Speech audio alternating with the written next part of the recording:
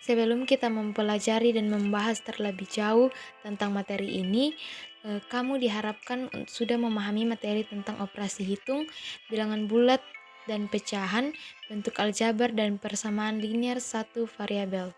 Berikut kompetensi dasarnya. KD 3.5, mengenal dan menganalisis berbagai situasi terkait aritmatika sosial, penjualan, pembelian, potongan, keuntungan, kerugian, bunga tunggal, persentase, bruto, neto, dan tara. KD 4.5, menyelesaikan masalah berkaitan dengan aritmatika sosial, penjualan, pembelian, potongan, keuntungan, kerugian, bunga tunggal, persentase, bruto, neto, dan tara.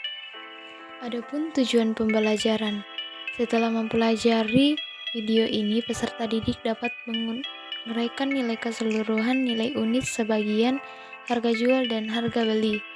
Yang kedua, menganalisis hubungan nilai keseluruhan, nilai unit, harga jual, dan harga beli.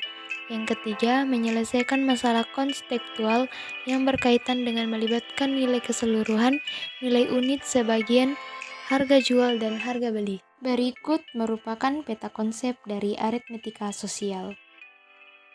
Aritmetika sosial adalah bidang atau cabang ilmu matematika yang mempelajari tentang matematika pada kehidupan sosial, misalnya di bidang ekonomi, bidang geografi, bidang sosiologi. Materi aritmetika sosial ini merupakan materi yang dapat membantu Anda dalam memecahkan permasalahan dalam kehidupan sehari-hari seperti perdagangan, berbank, dan lain-lainnya.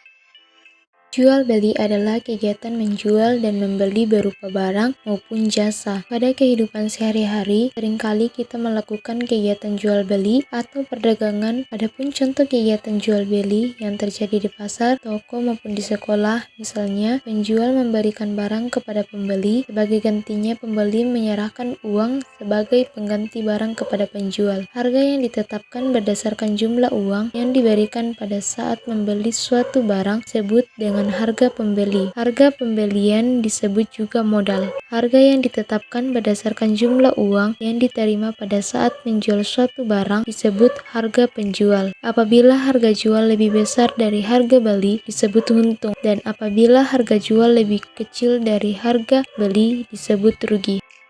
Jual beli adalah kegiatan menjual dan membeli berupa barang maupun jasa. Pada kehidupan sehari-hari, seringkali kita melakukan kegiatan jual beli atau perdagangan. Adapun contoh kegiatan jual beli yang terjadi di pasar, toko maupun di sekolah, misalnya penjual memberikan barang kepada pembeli, sebagai gantinya pembeli menyerahkan uang sebagai pengganti barang kepada penjual. Harga yang ditetapkan berdasarkan jumlah uang yang diberikan pada saat membeli suatu barang disebut dengan harga pembeli. Harga pembelian disebut juga modal. Harga yang ditetapkan berdasarkan jumlah uang yang diterima pada saat menjual suatu barang disebut harga penjual. Apabila harga jual lebih besar dari harga beli disebut untung, dan apabila harga jual lebih kecil dari harga beli disebut rugi. Oke, sekarang kita akan masuk dalam konsep untung dan rugi. Nah, pada kegiatan ekonomi dalam melakukan jual beli, pedagang mengharapkan adanya keuntungan. Pedagang dikatakan untung jika harga penjualan lebih besar dibanding dengan harga pembelian. Untuk rumus menghitung untung dan rugi yaitu sebagai berikut. Dikatakan untung sama dengan harga penjualan dikurang harga pembelian, sedangkan rugi sama dengan harga pembelian dikurang dengan harga penjualan. Jadi, kesimpulannya di sini yaitu dikatakan untung jika harga jual lebih besar dari harga pembelian atau modal. Nah, dikatakan rugi jika harga jual lebih besar daripada harga beli atau modal.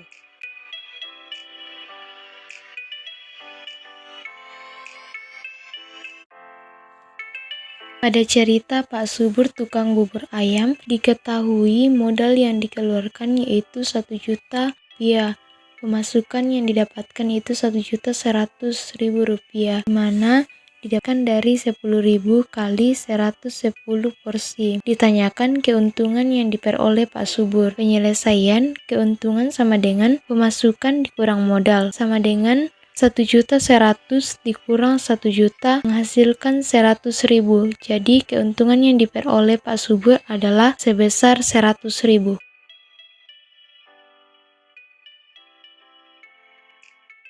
Pembahasan Pada cerita Pak Soso tukang bakso, diketahui modal 800.000, pemasukan 720.000, diperoleh dari 8.000 kali 90 porsi. Ditanyakan, berapa kerugian yang dialami Pak Soso? Penyelesaian, kerugian sama dengan pemasukan dikurang modal. Pemasukannya yaitu 720 dikurang 800.000.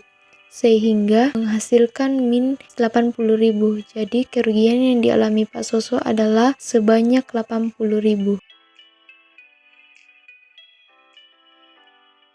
Pembahasan pada cerita Pak Sarto tukang sate, diketahui modal 700.000, pemasukan 700.000, di mana 10.000 dikali 70 porsi. Ditanyakan apakah Pak Sarto akan mengalami keuntungan atau kerugian. Penyelesaian, pemasukan dikurang modal, di mana pemasukannya 700.000 dan modalnya 700.000. Jadi 700.000 dikurang 700.000 menghasilkan 0. Jadi Pak Sarto tidak mendapatkan keuntungan ataupun kerugian. Dengan kata lain, Pak Sarto pada hari itu impas atau berbalik modal.